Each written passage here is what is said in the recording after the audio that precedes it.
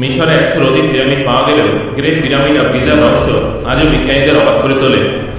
মিশরের সমস্ত পিরামিড একসঙ্গে নির্মাণ করা হয়েছিল এবং এগুলো তৈরি করতে আনুমানিক ২৩ বছর সময় লেগেছিল। আপনারা কি জানেন, আনুমানিক ৫,০০০ বছর আগে সৃষ্ট ভূপৃষ্ঠ থেকে ৪৮০ ফুট উঁচু মিশরের এই পিরামিডের ভিতরে এমন কি ছিল যেটা দেখার জন্য গবেষকরা পিরামিডের ভিতরে একটা রোবোটিক ক্যামেরা পাঠিয়েছিলেন। কারণ ক্যামেরাটার সামনে পাথরের একটা বিশাল বড় স্ল্যাব চলে এসেছিল। গবেষকদের ধারণা অনুযায়ী এই পাথরের দেওয়ালের ওপারে নিশ্চয়ই এমন কোনো রহস্য আছে যেটা গত ৫,০০০ বছর ধরে চাপা পড়ে আছে। গবেষকরা যে কোনো পরিস্থিতিতেই এই রহস্য উন্মোচন করতে চেয়েছিলেন। এই জন্য তারা রোবোটিক ক্যামেরার সামনে ড্রিল মেশিন লাগিয়ে দেন, যেটা সেই পাথরের দেওয়ালে ছিদ্র করে দেয়। তারপর সেই ছিদ্রপথে একটা ক্যামেরা পাঠানো হয়। সেই ক্যামেরার মাধ্যমে পাথরের দেওয়ালের পেছনে উপস্থিত এমন একটা দৃশ্য সামনে এসেছিল যেটা কেউ আগে কোনোদিন দেখেনি। আনুমানিক ৫,০০০ বছর আগে নির্মিত এই পিরামিডগুলোর ডিজাইন কিভাবে এক ধরনের হলো, সেই প্রশ্নের সঠিক উত্তর কিন্তু কারো কাছে নেই।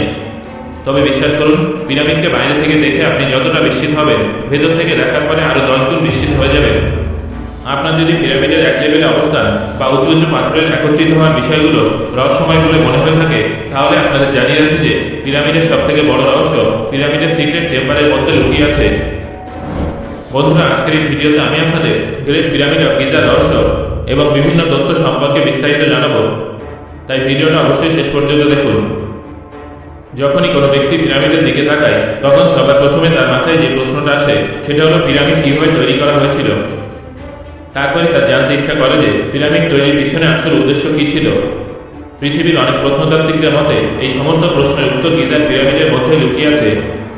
এমনিতে মিশরে ১০০টারও বেশি পিরামিড আছে, যার মধ্যে সবকটা পিরামিড এমনভাবে তৈরি করা যে সেগুলো দেখে আপনারা একই সঙ্গে বিস্মিত হবেন, আবার ভয়ও পেয়ে যাবেন। কিন্তু প্রত্নতাত্ত্বিকদের মতে গিজার পিরামিড হলো সেই পিরামিড যেখানে রহস্যের সমাধান খুঁজে পাওয়ার সম্ভাবনা আছে। এর কারণ হল সেই এক্সরে লাইট, যেটা প্রত্নতাত্ত্বিকদের এই বিষয়ে আশ্বস্ত করেছিল যে গিজার পিরামিড নিশ্চয়ই নিজের ভিতরে অনেক রহস্য গোপন করে রেখেছে, যেগুলো খুঁজে বার করা ভীষণ প্রয়োজন। বন্ধুরা, এই বিষয়ে শুরু থেকে জানার জন্য আমাদের পিছিয়ে যেতে হবে ১৮৭৯ সালে, যখন প্রত্নতাত্ত্বিকরা প্রথমবার পিরামিডের দেওয়ালে এমন একটা সংকেত খুঁজে পান যেটা একটা দরজা হিসেবে ব্যবহার করা সম্ভব ছিল।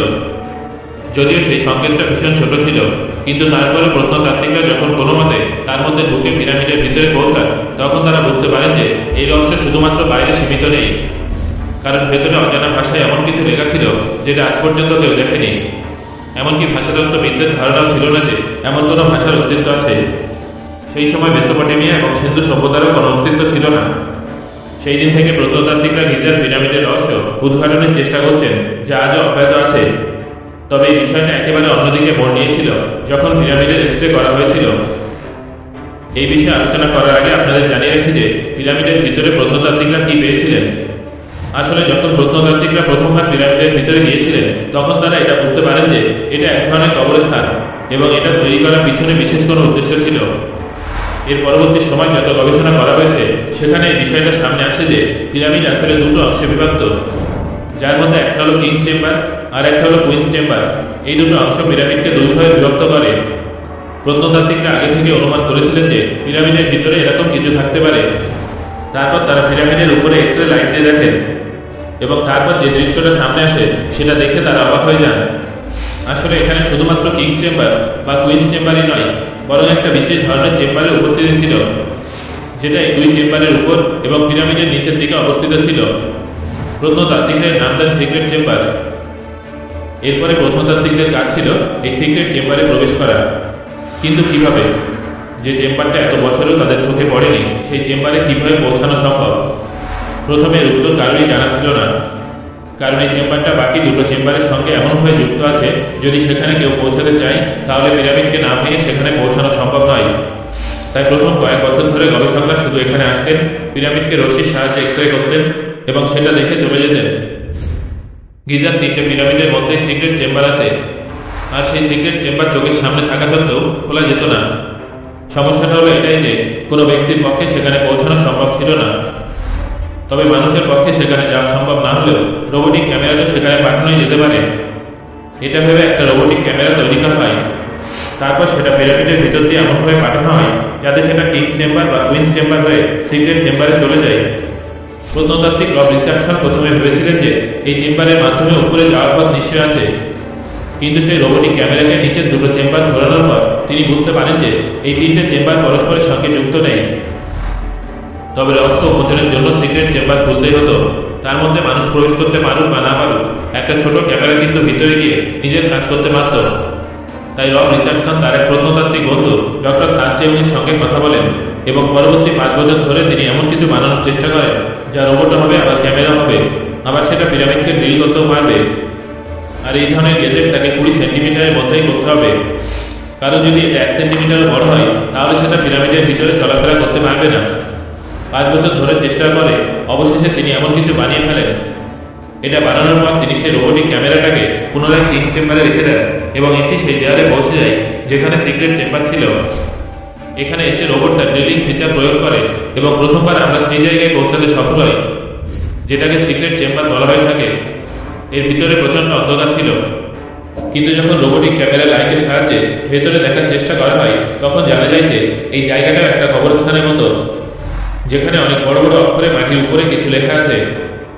আসলে প্রাচীন সভ্যতায় যখন মানুষ অন্য কোনো মানুষের পড়ার জন্য কিছু লিখত তখন তারা সেটা দেয়ালের মাধ্যমেই লিখত। তবে এটা উপরের দিকে সিলিংয়ে লেখা হয়েছিল, আবার মাটিতেও লেখা হয়েছিল।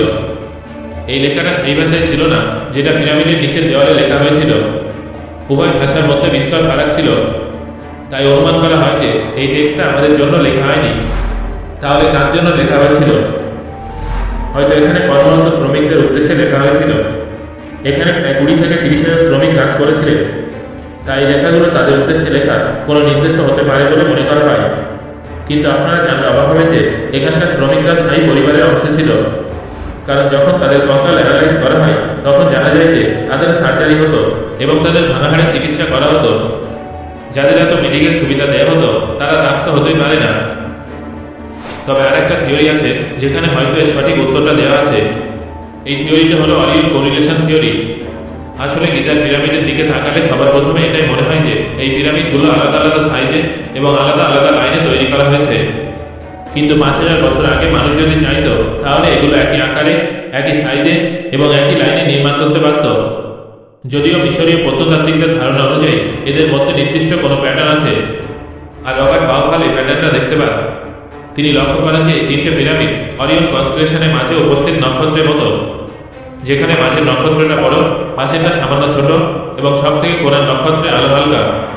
এই 3টে বিষয় গিজার পিরামিডে লক্ষ্য করা যায়। তবে যাই হোক না কেন, পিরামিডের সঙ্গে মহাকাশের কোনো না কোনো সম্পর্ক নিশ্চয় আছে। তবে এটা তখনই জানা যাবে যখন সিক্রেট চেম্বারের ভিতরে গিয়ে সেখানে লেখা ভাষাকে ডিকোড করা সম্ভব হবে। তো বন্ধুরা, আপনাদের কি মনে হয় এই লেখাটা কি হতে পারে? পিরামিডের সঙ্গে কি মহাকাশের কোনো সম্পর্ক আছে? আপনার মতামত